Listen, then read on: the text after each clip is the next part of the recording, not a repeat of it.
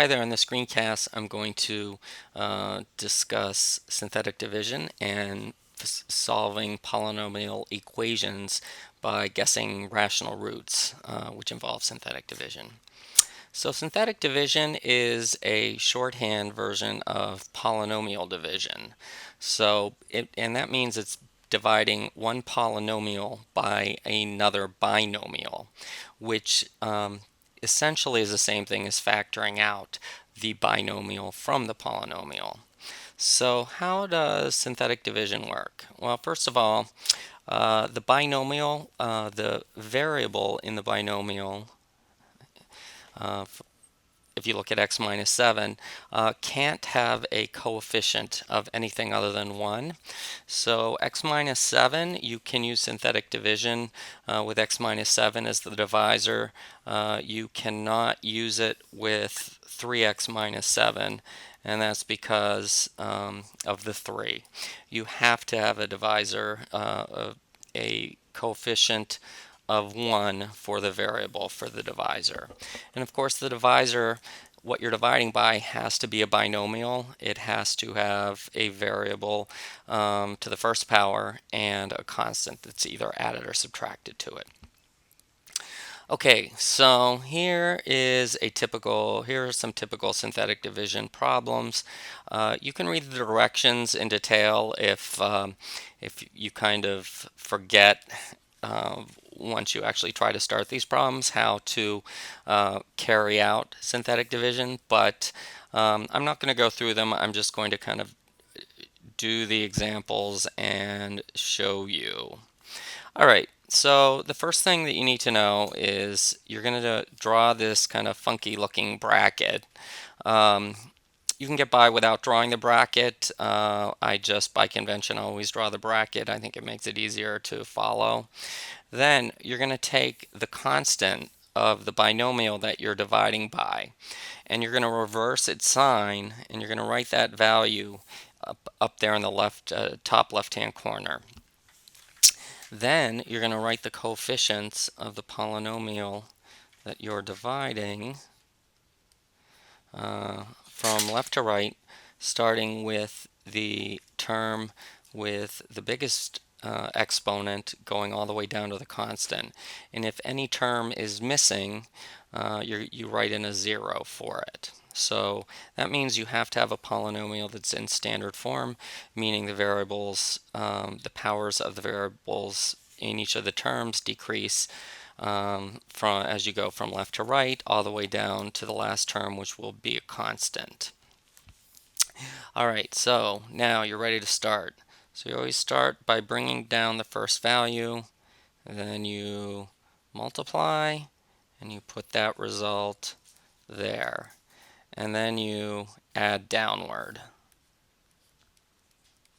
And then you multiply, and you put that product there, and then you add downward. And then you multiply, and that product goes there, and then you add downward. Then you multiply, you write that product there, then you add downward, and once again you multiply, write that product there, and add downwards. Okay, so what do these values tell me? They tell me that there was a remainder of 0.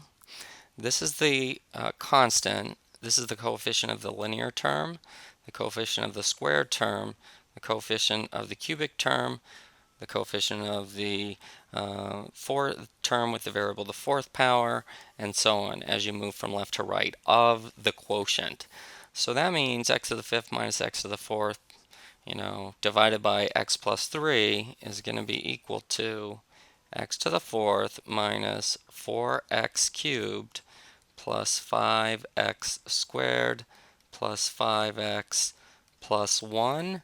And since there's a remainder of 0, it means x plus 3 can be divided out of the original polynomial evenly, with no remainder. So what does that mean? It means that if you multiply x plus 3 times the quotient, you get what you started with. So essentially you've successfully, because there's a remainder of 0, you have successfully factored x plus 3 out of the original polynomial. All right, and I could say x plus 3 times that is equal to this whole thing up there. All right, only because I got a remainder of 0.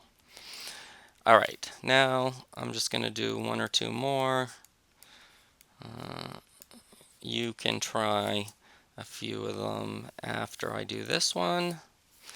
So let's see, -2 is my value over here. That means I'm going to put a +2 there. Let me make my bracket, give myself a little more room. All right, so bring down the first term, multiply, write the product there, add downward,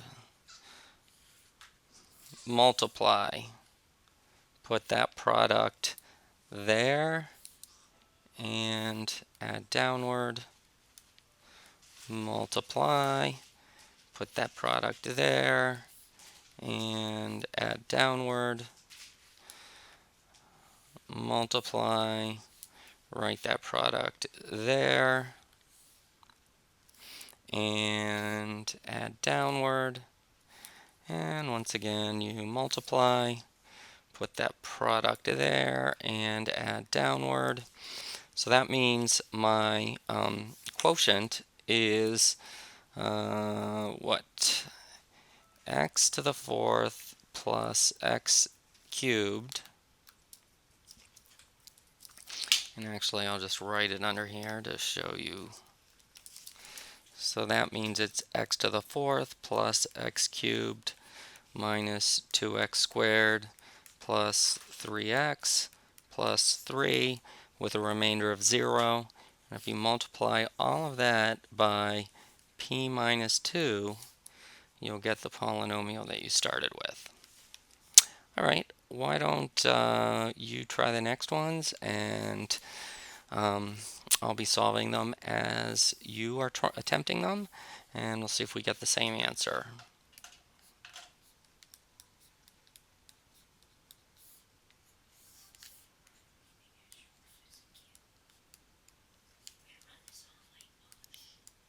That's fine.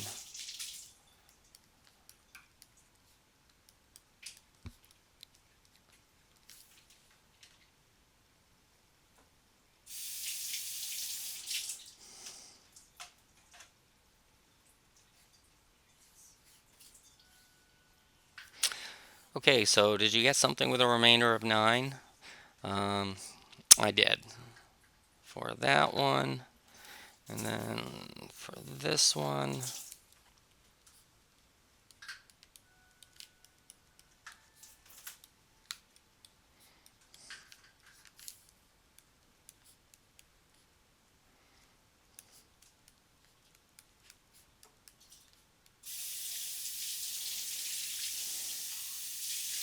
This one I did get a remainder of 0, so I can say that n minus 2 times 5n to the 4th plus 5n cubed minus 4n squared plus 5n plus 3 is equal to that.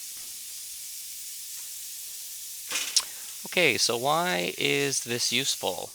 Okay, well, it's useful because you can solve some polynomial equations that can be factored, but they can't be factored by any of the special factoring patterns that we just went over in the previous study guide, or the one before that one. You can, by using synthetic division, you can kind of break down the original polynomial into its factors. And if you have a polynomial equal to 0 and you can factor that polynomial, then just as we've been solving polynomial equations using special factoring patterns, you can set each factor equal to 0 and get all of the roots or the solutions of the equation. Okay, so for example, x to the fourth plus 4x cubed in this one right here, if somehow I can get to the point where and realize that you can factor that equation to be x minus 1 times x plus 7 times x plus 1 to x minus 3, well, then because that's equal to 0, I know at least one of those factors has to equal 0, and I can write, what, 4 different little equations and find the roots or the solutions to the big equation that we started with. So in this case, I would find solutions of the equation to be 1, -7, -1, and 3. Okay, so how do you get to that point? Well, it's kind of a trial and error process where you're going to guess what the factors of what a possible binomial factor of the original polynomial might be. And there's only so many choices. The problems that the equations that I'm going to give you, they have to be the factors of the constant. Okay, and those include the positive and negative values of those factors. So for example, in this one, -14 is the constant. So the numbers I'm going to try are 1, -1, 2, -2, 7, -7, 14, and -14. And those would be a part of x minus 1, x plus 1, x minus 2, and x plus 2, and so on. So when I'm trying 1 with synthetic division, if I get a remainder of 0, that means x minus 1 is a factor of the original polynomial. And then the quotient is what I'm left with if I factor out x minus 1. So I'm kind of left with a smaller problem at that point, and I can just continue on trying more values. So, and continue to break the polynomial down. So what should your strategy be as far as which numbers to try? Well, you should always, I'm going to recommend that you always start with 1. Keep trying 1. If you find that it works, meaning you get a remainder of 0 doing synthetic division, try it again. It's possible it may work more than once. As soon as it no longer works, move on to -1. Do the same thing. Then when it no longer works, and maybe it will never work, either way, the first time it doesn't work, move on to the next bigger factor to try, which in this case would be 2, and so on. So eventually, once you get down to a quotient with synthetic division that only has 3 terms and a remainder of 0, then the easiest thing to do is going to be to write out the 3 terms as a quadratic expression and then factor that to find the remaining 2 roots of the original equation. And you always want to remember that the sign of the root, so if or the solution of the equation is going to be the same as the number that you try in synthetic division, and it will be the opposite of the actual factor that you are really trying by doing synthetic division. All right, so let's do a few of these and see if hopefully I don't have any typos on the sheet, because I do recall that one year I did, and the problem was not factorable after trying everything under the sun. So hopefully I fixed those last year or the year before. Okay, so in the first one, I'm going to look at the constant. It's 8. That means the numbers I'm going to try with synthetic division are going to be these. Those are all the factors of 8. And like I said, start trying 1 to begin with.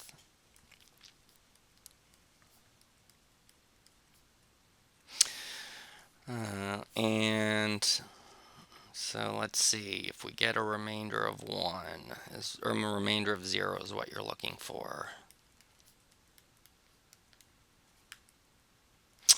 Oh, what do you know? We got a remainder of 0. That means x minus 1 is a factor of the factored form of that polynomial. So now I start with what I ended up with from the previous step, and I'm going to try 1 again.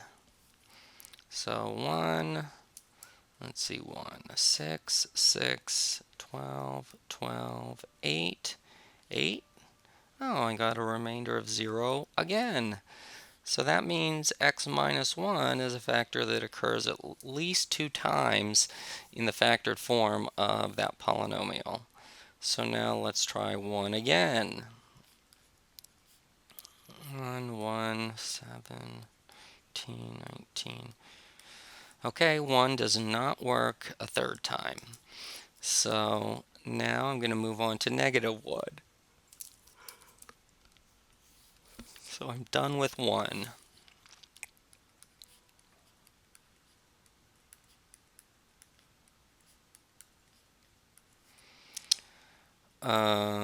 Does not work again.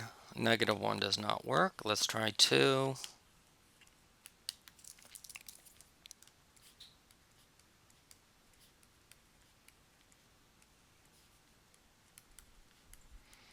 2 does not work. Let's try negative 2.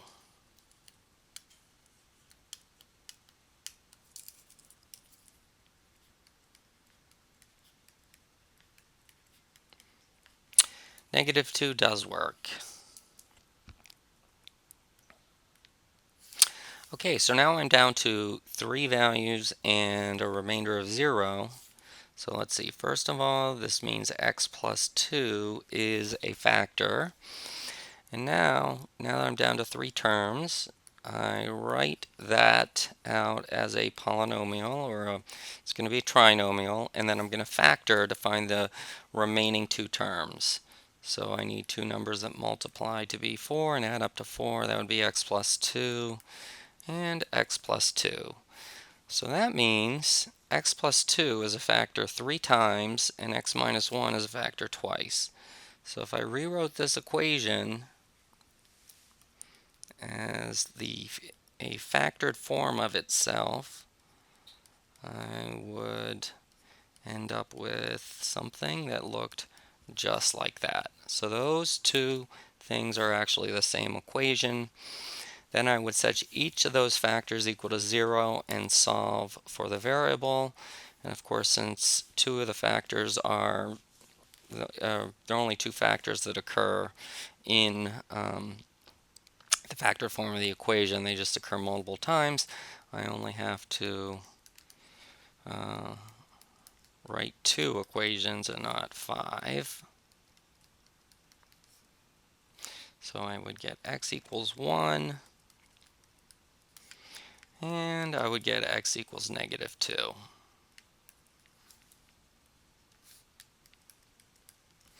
So my solutions are going to be 1 and negative 2. All right, I'll do one more of these, and then you can, in what, negative 36. So I'm going to look at negative 36, and I'm going to write out what the factors of negative 36 are. And there are quite a few of them. But don't worry, you're never going to make it very far up the list before you're done. So let's see. Wow, a lot of things go into 36. Who knew? Oh my gosh. All right, I think that's all of them. Wow. Okay, so I'm going to start and try 1 as my divisor. And let's see if I get a remainder of 0. Yes, I do. So 1 works, and that means the factor that I found is x minus 1. So let me try 1 again.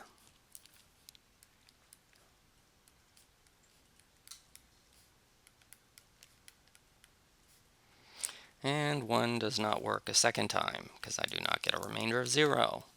So let me move on to 2.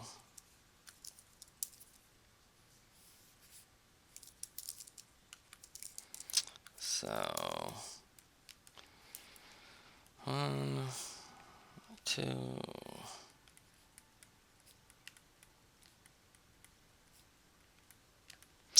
Yay, 2 works because I get a remainder of 0. So that means the factor is x minus 2. Now let me try 2 again.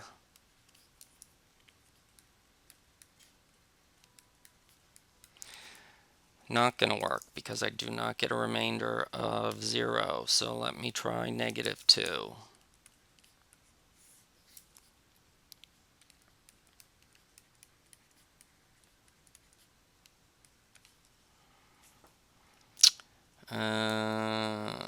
Negative 2 does not work.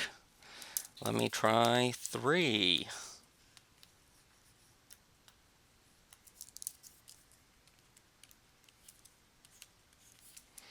1, 3, 5.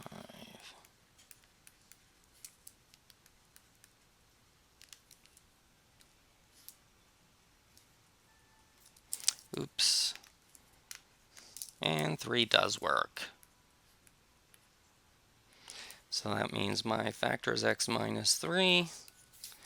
And now I'm down to x squared plus 5x plus 6. I need 2 factors of 6 that add up to 5. That would be 2 and 3. Wonder why 2 didn't work as before. Well, I guess it does work.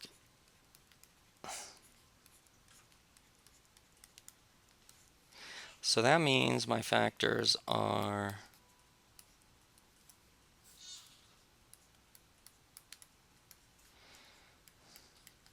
that. And my solutions to the equation are going to be those. All right. Why don't you try the problems in the second column, and I will do them as well, and we'll see if I hopefully did not make any typos in the problems over there either. Okay.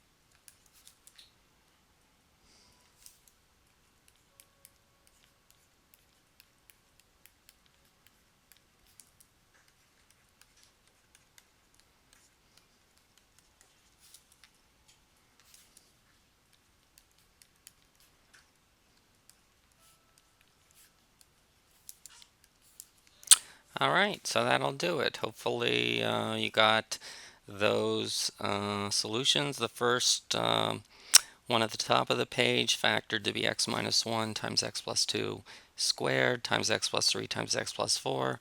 The solutions or roots of the equation are 1, -2, -3, and -4. And the one underneath it, factored to be x minus 1 times x plus 2 squared times x plus 3 squared. And the factors are 1, -2, and -3. All right. Hope that was helpful, and you'll be able to do the homework and won't have any problem with this. Good night. Cheers.